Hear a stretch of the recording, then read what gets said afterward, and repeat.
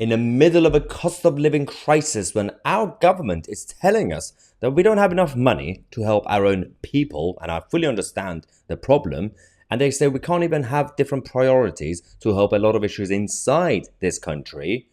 They apparently have not only money to give loans and grants to other countries, they also can prioritize other countries. This is about the relationship between Rishi Sunak and Erdogan in Turkey. Now, there are a lot of people who are internationalists. There are people who are globalist minded. And there is a legitimate argument to have about it, having a debate philosophically about nationalism, globalism, middle ground, everything else.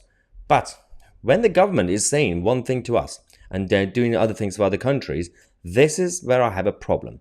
Now we have the government that is helping to build railways and improve the railway networks in Turkey, rather than sort out the problems here right at home.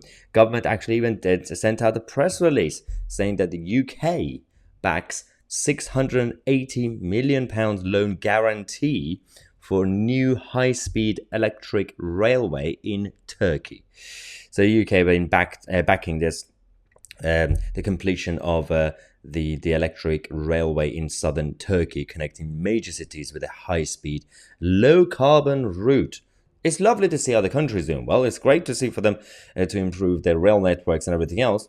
But why should it be job of other countries to give out money to the other nations and governments, even if it's a loan, guarantee? Because the problem we have is that that money could be used to improve our own rail networks. That money could be used for other priorities. And it's not just about the money. For those who say, well, it's only £680 million. Firstly, that's a lot of money.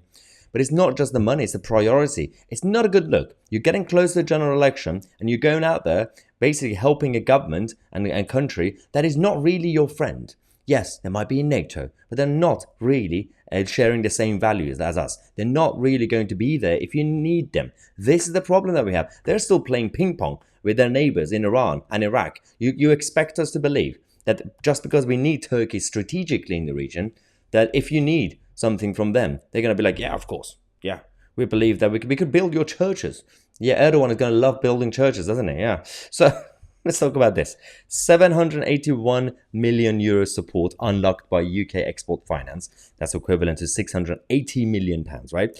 That will enable the Renaissance Holding, which is the company doing it, to finish construction of a high-speed electrified railway connecting Mersin and obviously other cities, Adana and all the others. Now, offering a lower emission transport link between Turkey's second largest container port and inland cities over 150 miles away.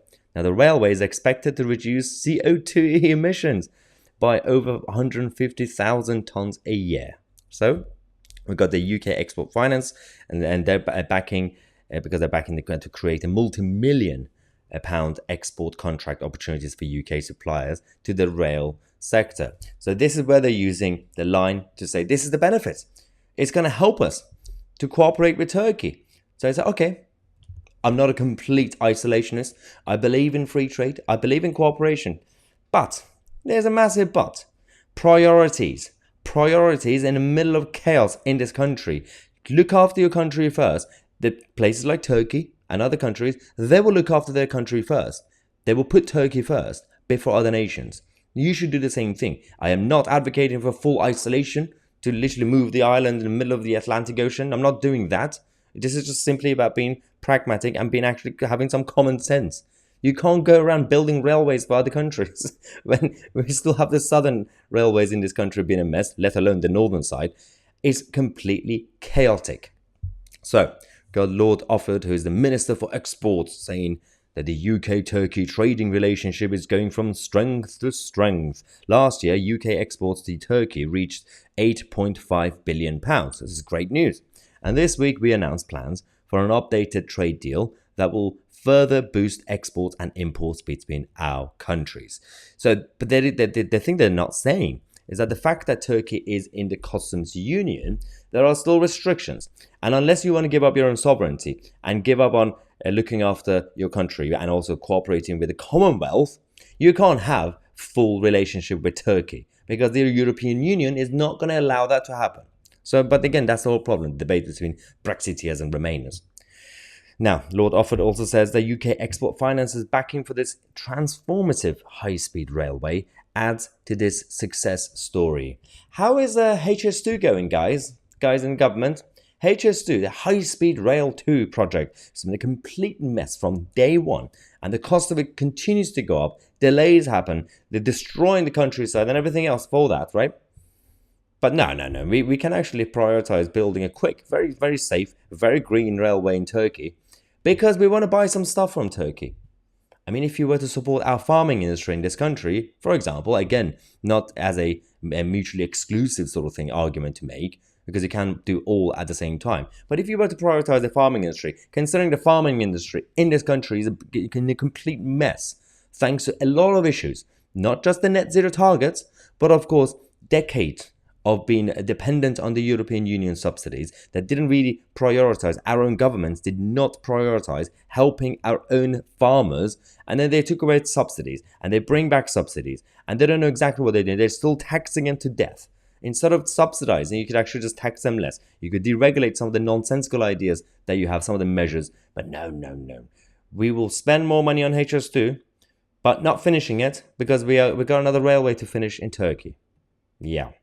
So we got the president of the Renaissance holding the companies behind this infrastructure saying we are thrilled to be working with the UKEF, JP Morgan, of course JP Morgan is involved, ING and BNP, not that BNP by the way, to secure a deal that would enable a landmark shift in the Turkish construction of rail links and the high-speed railway projects. And of course, he also talks about a lot of other issues to be basically celebrating that we are giving out a massive loan to the Turkish government. This is not Turkish people, Turkish government. There's a massive difference. Globalists and the liberals, their argument is when we work with governments or give money to governments, they say, oh, we are giving money to the people of this country. No, you're not. It's like when people say, oh, we are nationalizing an industry. That means it's in public control. This industry is now in the hands of the public. No, it's not. It's in the hands of government bureaucrats. The people have no power,